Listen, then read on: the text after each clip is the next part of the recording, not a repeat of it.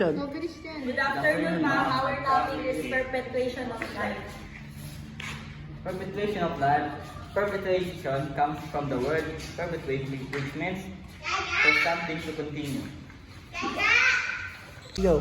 Perpetuation of life. Perpetuation comes from the word perpetuate, which means for something to continue. Plants. To classification, vascular and non-vascular.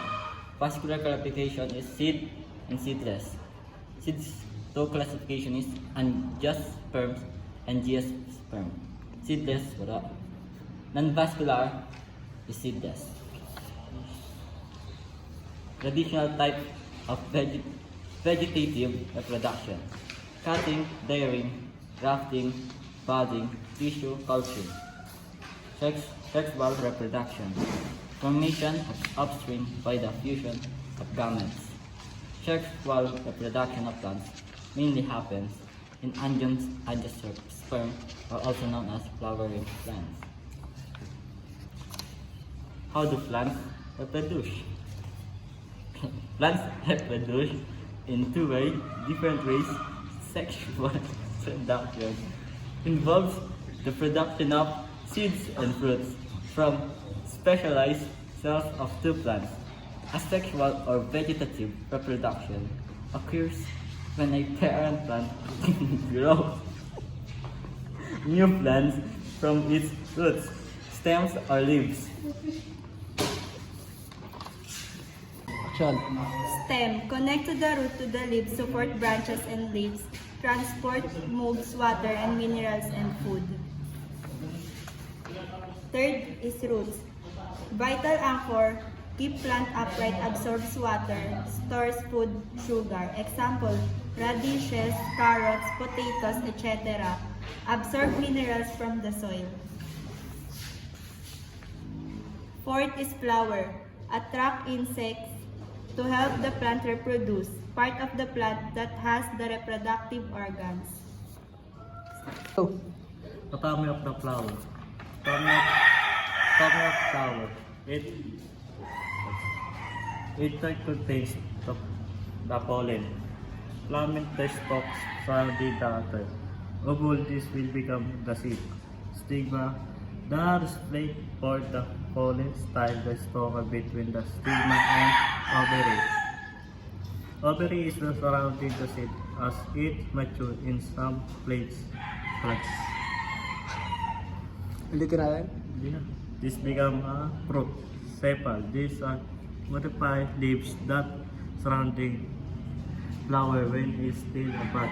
Still, the stalk that's supporting the whole flower petal. These are modified leaves that surrounding the reflective parts of the flower, brightly colored red, to attract pollinating insects and animals. Anatomy of flowers. Stigma, petal, sepal, pistil.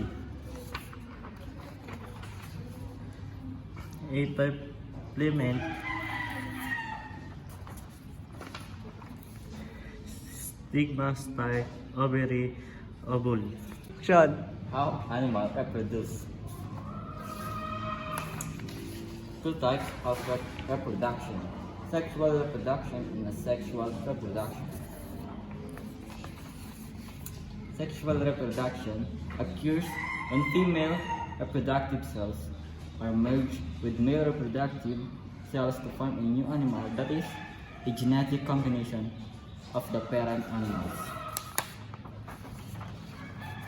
Asexual reproduction produces an identical genetic copy of the parent animal instead of merging the genes of two parents.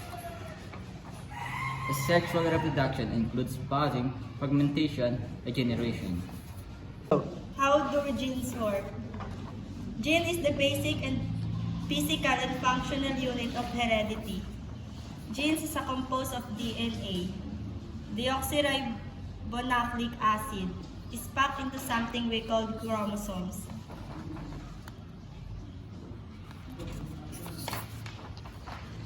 Chromosomes. In the nucleus of each cell, the DNA molecule is packed into thread structure called chromosomes. Each chromosome has a constriction point called the centromere, which divides the chromosome into two sections or arms.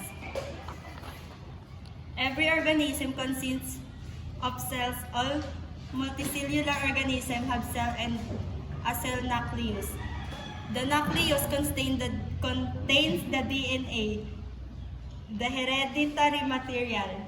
It does not float around randomly through the nucleus. It is neatly packed into something we call chromosomes. One chromosomes, two identical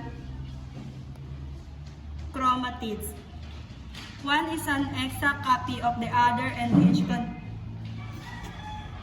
contains one DNA molecule.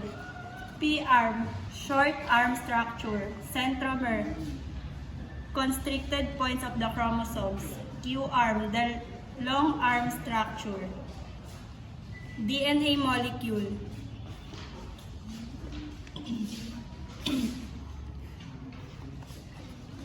Oh.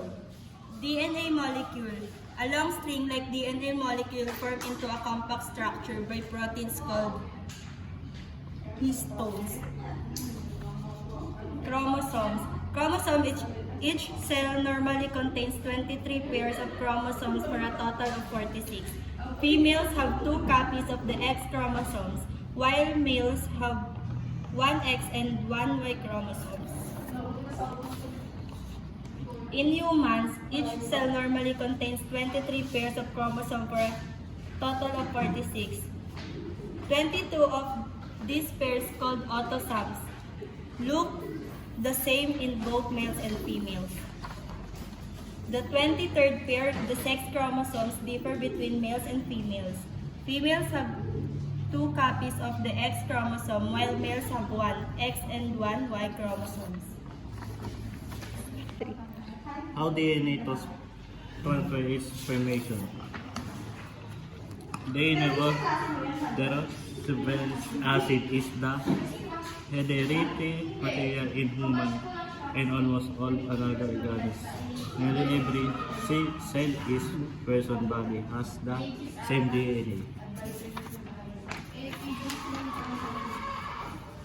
Most DNA is located in the cell nucleus, where is called nuclear DNA, but a small amount of DNA can also be found in the mitochondria, where is called mitochondrial DNA or mtDNA.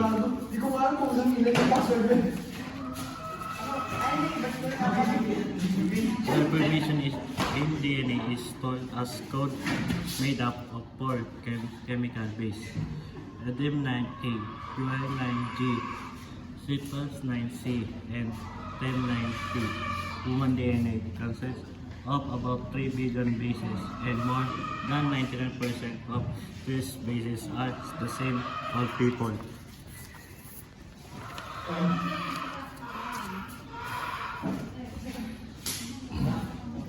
The information in DNA is stored as code made up of 4 chemical bases: adenine-A, guanine-G, cytosine-C, and thymine-T.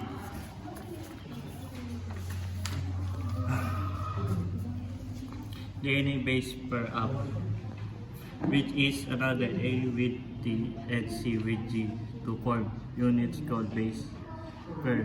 Each base is also attached to sugar, water, sugar, and phosphate molecule.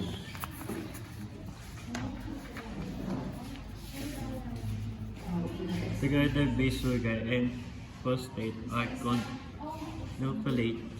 nucleates are arranged into long strands that form a circle called double helix.